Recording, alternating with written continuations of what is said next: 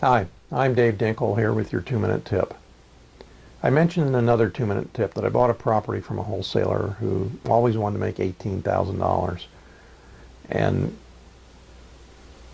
I paid $105,000 for the property, sold it for $225,000 after what we call lipstick on a pig, a minor patch and paint, and so on and so forth.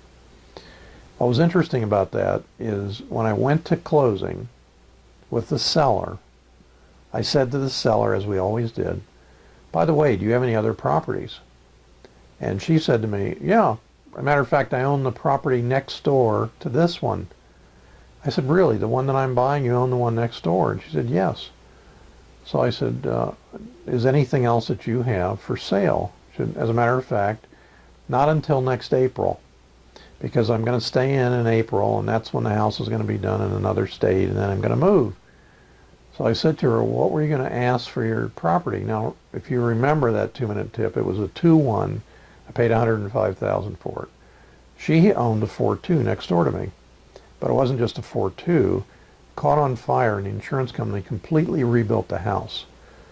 So she said to me, I don't know, what were you thinking? And I said, probably 115. And she said, okay.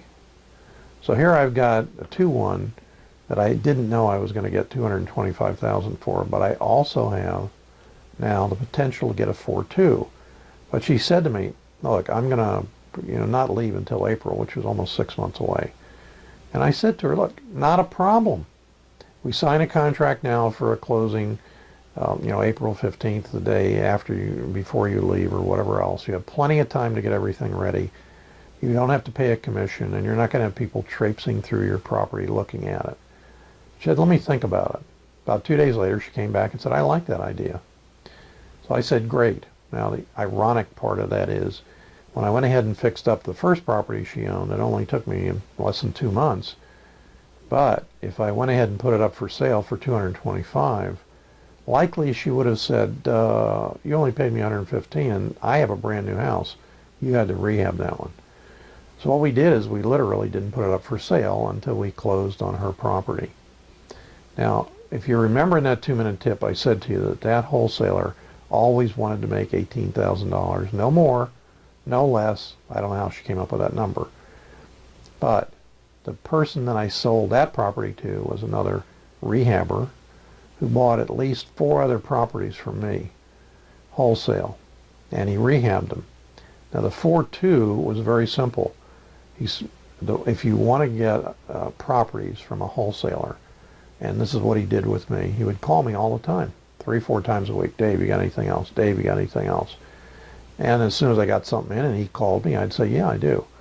And on those other occasions, I sold him the properties as soon as I got them in. Always, listen to me, always for a markup of more than $70,000. So the one next door I sold to him without ever touching it or even cleaning it out for a $76,000 profit. He went ahead and resold, and he actually did a minor patch and paint on it, as well as expanding the bathroom and the bedroom. Why? I don't know. It's just a kind of a waste of time and money. It would have sold anyway. And I think he made about $40,000 after that. Very oftentimes, if you learn how to wholesale properly, you'll make at least or more money than the rehabber who goes through that issue of having to deal with hard money, borrowing money, code violations, liens, and maybe being shut down because he didn't pull permits. So learn how to wholesale, a whole lot of money in there. The tip was, always ask, what else do you have? Oh, by the way, the other properties she had were in New York. I wasn't going to New York to do the deals. And when that happens to you, you don't either. What you do is you call the local REIA up there, Real Estate Investors Association, and you say to them, do you have anybody that buys properties in this area, by the lake, on the lakefront, whatever it happens to be?